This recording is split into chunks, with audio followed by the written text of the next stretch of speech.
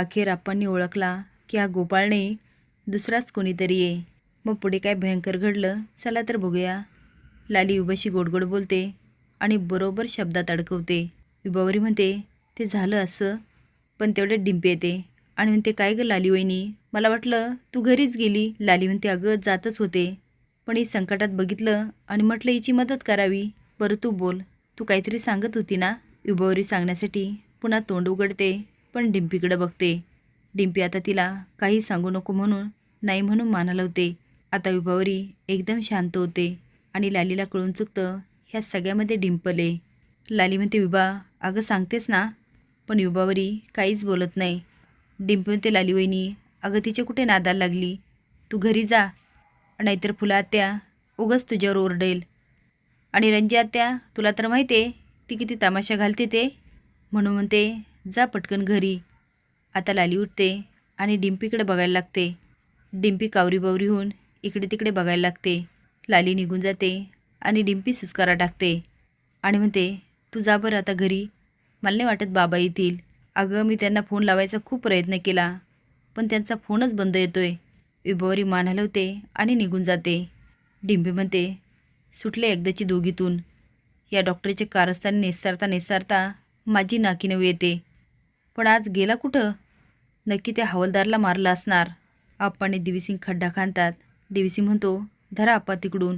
आता दोघंही उचलतात. देवीसिंग म्हणतो मेला एकदाचा बिचारा. खड्ड्यात टाकून म्हणतो देव याच्या आत्म्याला शांती देवो. आता तो व्यवस्थित पुरतो आणि जायला लागतो. पण आप्पा मात्र सारखे त्याच्याकडे बघत असतात आणि विचारतात की तो मुर्दा येऊ. देवीसिंग आता शॉकून मागे बघतो. आप्पा म्हणतात माझ्या माहितीनुसार 3 मुर्दे पाडलेत तू. घाबरून देवीसिंग औंढा घेतो आणि आप्पाला मारण्यासाठी कुदळ वर करतो. आप्पा म्हणतात ए, जामकरला तिजीबद्दल माहिती कळलेली असते आणि ते पुन्हा पोलीस स्टेशनला येतात. आता तिची सगळी चौकशी झाल्यानंतर सुधाकरला म्हणतात ही मुलगी आपल्या कामाची आहे. ही पोस्टिंग करत होती तर पोलीस खात्यामध्ये हिची पोस्टिंग होणार आहे, त्यामुळे आपण तिचा वापर करू शकतो. आता सुधाकर आणि जामकर तिच्यावर पाळत ठेवतात. जेव्हा रात्री तिचे वडील दारू प्यायला जातात तेव्हा जामकर आत जातात.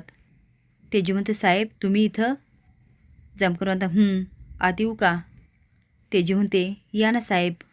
ते तिच्या आईकडे बघत म्हणतात बरं नाही वाटतं यांना, कुठे दाखवलं नाही का एखाद्या महाराजांना बाबांना? तेजू म्हणते हे सगळे बुवा बाबा आहे ना एक नंबरचे ढोंगी असतात आणि यांना उघडं पाडायलाच मी पोलीस व्हायचं ठरवलं आहे. जामकर विचारतात माझ्यासोबत काम करशील? तिच्या आता आश्चर्याने त्यांच्याकडे बघायला लागते आणि म्हणते तुमच्यासोबत कसलं काम? जामकर म्हणतात एक बापा आहे, गोपाळ बाबा. नाही म्हणजे पहिले तो टेलर होता, आताच बाबा झाला आहे. त्याने आता लोकांची लूटमार चालू केली आहे, त्यांच्या भावनाशी खेळतोय. मी लोकांना समजावण्याचा खूप प्रयत्न केला, पण ते पण ऐकत नाही आहे. आमचा एक हवालदार गेला होता आश्रमाच्या पाळतीवर, पण खूप शोधाशोध केली, पण तो काय सापडत नाही आहे.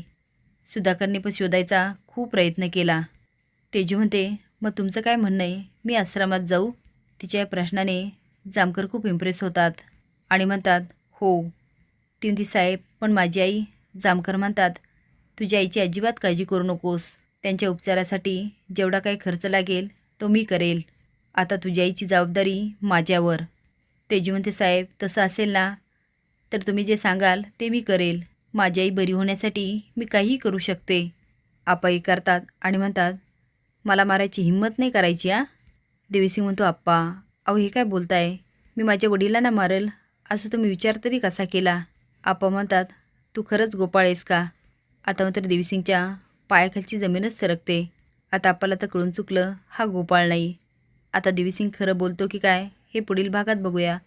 असेच नवीन अपडेट जाण्यासाठी लाईक आणि सबस्क्राईब करा. धन्यवाद.